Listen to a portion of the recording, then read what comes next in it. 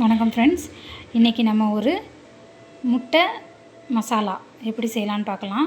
இது சப்பாத்தி, இட்லி, தோசை எல்லாத்துக்குமே நல்ல காம்பினேஷனாக இருக்கும். இதுக்கு என்னென்ன பொருட்கள் தேவை அப்படின்னு நம்ம இப்போ பார்த்துக்கலாம்.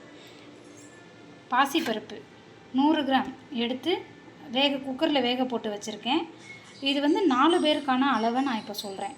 ஸோ 4 பேருக்கு 100 கிராம் பாசிப்பருப்பு, ஒரு 3 சின்ன வெங்காயம், பெரிய வெங்காயம், அதை மீடியம் சைஸ் வெங்காயம் 3 எடுத்து கட் பண்ணி வச்சுருக்கேன். ஒரு சின்ன தக்காளி, பச்சை மிளகாய். இந்த இதுக்கு வந்து நம்ம மிளகாய் பொடி எதுவும் சேர்க்க தேவையில்லை, இந்த பச்சை மிளகாவோட காரம் மட்டும்தான். ஸோ நான் ஒரு 4 பச்சை மிளகாய் எடுத்து பொடிசாக கட் பண்ணி வச்சுருக்கேன். இஞ்சி ஒரு துண்டு, முட்டை 4, தக்காளி சின்னது 1. வாங்க நம்ம எப்படி செய்யலான்னு பார்க்கலாம். முட்டை மசாலாவுக்கு ஃபஸ்ட்டு நம்ம அந்த முட்டையை பொரித்து எடுத்துக்கணும். நான் கொஞ்சமாக எண்ணெய் சேர்த்துருக்கேன். உங்களுக்கு டேஸ்ட் அதிகமாக வேணும் அப்படின்னா கொஞ்சம் பட்டரும் சேர்த்துக்கலாம். இப்போ இந்த முட்டையை நம்ம இதில் உடச்சி ஊற்றிக்கலாம். முட்டையை உடச்சி சேர்த்தாச்சு. இதை இப்போ நல்லா அந்த எண்ணெயிலேயே பொரித்து எடுத்துக்கலாம்.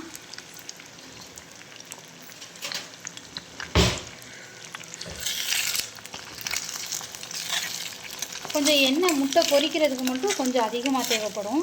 அப்போ தான் அந்த முட்டை வந்து நல்லா முத்தாக பொரிஞ்சு வரும். நம்ம அதை கிரேவியோடு சேர்க்கும்போது டேஸ்ட்டு ரொம்ப நல்லாயிருக்கும்.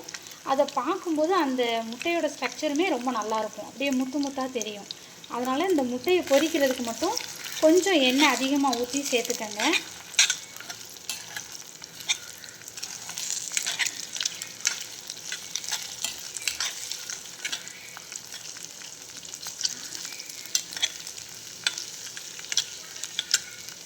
முட்டையை வந்து ஒரு 80% அளவுக்கு நம்ம பொரிச்சா போதும். ரொம்ப முட்டையை வந்து பொரிக்க தேவையில்லை. அப்புறம் அது வந்து ஒரு மாதிரி ரஃப் ஆகிடும். சாஃப்டாக இருக்கிற மாதிரி நம்ம குக் பண்ணிக்கலாம். அது ஒரு 80%லேயே நல்லா வந்துடும் நமக்கு. இப்போ பார்த்திங்கன்னா இந்த முட்டை நல்லா பொரிஞ்சு வந்திருக்கு, சாஃப்டாக இருக்குது. இதில் இப்போ நம்ம இந்த முட்டைக்கு தேவையான அளவு உப்பு சேர்த்துக்கலாம்.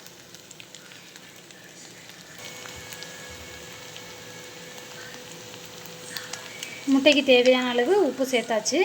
இன்னும் மிச்சத்தை நம்ம கிரேவி செய்யும்போது நம்ம இன்னும் மீதி உப்பை சேர்த்துக்கலாம். இப்போ இந்த எக்கு வெந்தது நமக்கு போதும். நான் இதை ஒரு பிளேட்டுக்கு ட்ரான்ஸ்ஃபர் பண்ணிவிட்டு அடுத்தது கிரேவி எப்படி செய்யலான்னு பார்க்கலாம். இப்போ முட்டையை நம்ம ட்ரான்ஸ்ஃபர் பண்ணியாச்சு. அதே கடாயில் கொஞ்சமாக எண்ணெய் சேர்த்துக்கிறேன். எண்ணெய் சூடானதும் நம்ம கடுகு, உளுந்தம்பருப்பு போட்டு தாளிச்சிக்கலாம். எண்ணெய் சூடாயிடுச்சு, கடுகு உளுந்தம்பருப்பு சேர்த்துக்கலாம்.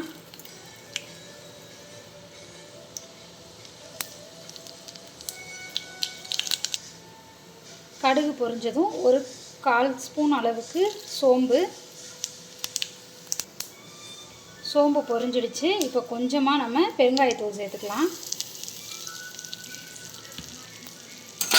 பெருங்காயத்தூள் சேர்த்துட்டு லைட்டாக ஒரு கிண்டி விட்டுட்டு நம்ம கட் பண்ணி வச்சுருக்கிற வெங்காயத்தை சேர்த்துக்கிறோம்.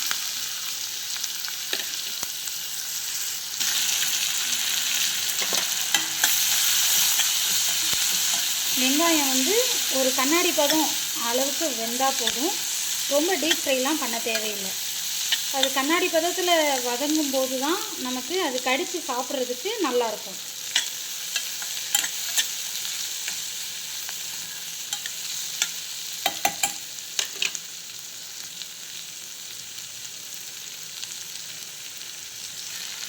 இந்த வெங்காயத்து கூடயே நான் வெட்டி வச்சுருக்கிற இஞ்சியை சேர்த்துக்கிறேன்.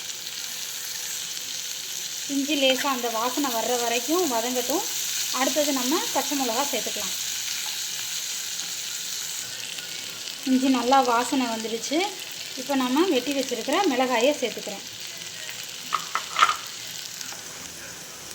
கொஞ்சமாக கருவேப்பிலை சேர்த்துக்கலாம். கொஞ்சமாக சீரகத்தை கையில் இப்படி கசக்கி சேர்த்துக்கோங்க. இந்த ஸ்டேஜில் நம்ம சேர்க்கும்போது அந்த சீரகத்தோட வாசனை ரொம்ப நல்லாயிருக்கும்.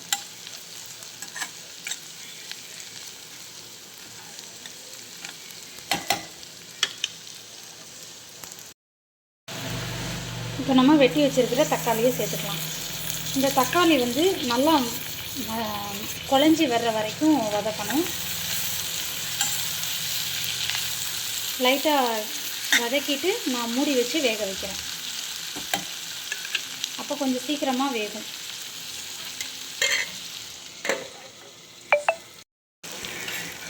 இப்போ இந்த தக்காளியும் வெங்காயமும் நல்லா வதங்கிடுச்சு. இந்த ஸ்டேஜ் நமக்கு கரெக்டாக இருக்கும். இப்போ நம்ம மசாலா சேர்த்துக்கலாம். 1/4 டீஸ்பூன் அளவுக்கு மஞ்சள்தூள். இந்த மசாலாவோட பச்சை வாசனைலாம் போய் நல்லா வதங்கிடுச்சு. இப்போ நம்ம வேக வச்ச பருப்பை சேர்த்துக்கலாம். பருப்பை சேர்த்துட்றேன். இப்போ இந்த பருப்பை வந்து நம்ம ரொம்ப வலுவலுன்னு வர்ற அளவுக்கு வேக வைக்கக்கூடாது. அந்த பருப்போட ஸ்ட்ரக்சர் அப்படியே தெரியணும். அந்தளவுக்கு நம்ம வேக வச்சா போதும். நீங்கள் வேக வைக்கும்போது பருப்பு முங்குற அளவுக்கு தண்ணி ஊற்றினா போதும். அது மேலே அதிகமாக வச்சிங்க அப்படின்னா பருப்பு நல்லா குழஞ்சி வெந்துடும். அப்போ சாப்பிடும்போது ஒரு மாதிரி வலுவலுன்னு இருக்கும், நல்லா இருக்காது. நீங்கள் வந்து வேக வைக்கும்போது நான் சொன்ன மாதிரி தான், பருப்பு எவ்வளோ அளவு இருக்கோ அது முங்குற அளவுக்கு தண்ணி வச்சு ஒரு விசில் வச்சா போதும். இப்போ நம்ம இதை கலந்து விட்டுக்கலாம்.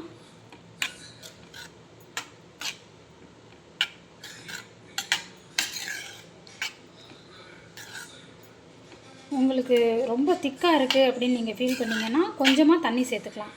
ரொம்ப சேர்த்துடக்கூடாது, கொஞ்சமாக சேர்த்துக்கணும். ஏன்னா ரொம்ப சேர்த்திங்கன்னா அது ஒரு மாதிரி குழம்பு மாதிரி ஆகிடும். நம்ம வந்து சப்பாத்திக்கு தான் செய்கிறோம், அதனால் இப்படி ஊற்றுற அளவுக்கு இருக்கணும். இது எனக்கு கொஞ்சம் கரெக்டாக இருக்குது. ஸோ நான் இது எப்படியுமே வச்சுக்கிறேன்.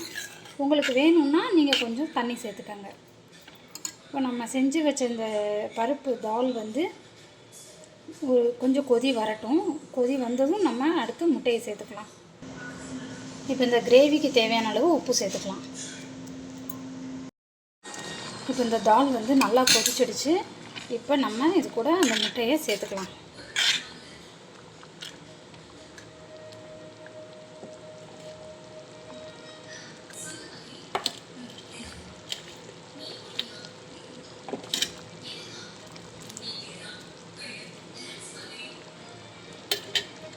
இப்போ இந்த தால் கூட இந்த முட்டை சேர்க்கும்போது ரொம்ப அருமையாக இருக்குது பார்க்கவே.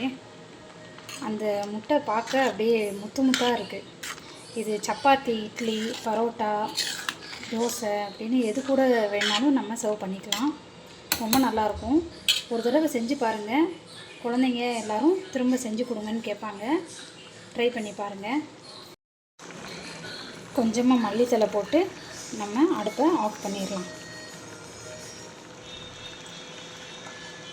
அப்புறம் எல்லாருக்கும் ரொம்ப தேங்க்ஸ் ஃப்ரெண்ட்ஸ். ஏன்னா இதுக்கு முன்னாடி நம்ம போட்ட அந்த ஈரல் செவரட்டி கிரேவி வந்து 400 வியூவர்ஸை தாண்டி போய்கிட்டு இருக்கு. ரொம்ப சந்தோஷம். இதே மாதிரி சப்போர்ட் எங்களுக்கு எப்பயுமே வேணும். உங்களோட ஒவ்வொரு சப்ஸ்கிரிப்ஷனும் எங்களுக்கு ரொம்ப முக்கியம். ஸோ தொடர்ந்து எங்கள் சேனலை பாருங்கள். எங்களோட டிஷ்ஷுக்கு வந்து நீங்கள் லைக் பண்ணுங்கள், கமெண்ட் பண்ணுங்கள், சப்போர்ட் பண்ணுங்கள். உங்கள் ஃப்ரெண்ட்ஸுக்கும் ஷேர் பண்ணுங்கள். ரொம்ப தேங்க்ஸ். இப்போ நம்ம சமைச்சிட்டேன். இதை வந்து சப்பாத்தி கூட சர்வ் பண்ணி எப்படி இருக்குது அப்படின்ற கமெண்ட்டை சொல்கிறேன். தேங்க்யூ. இந்த முட்டை குருமா ரொம்ப நல்லா இருக்குது. எல்லார் வீட்லேயும் இதை அழகாக செஞ்சு அழகாக சாப்பிடுங்க.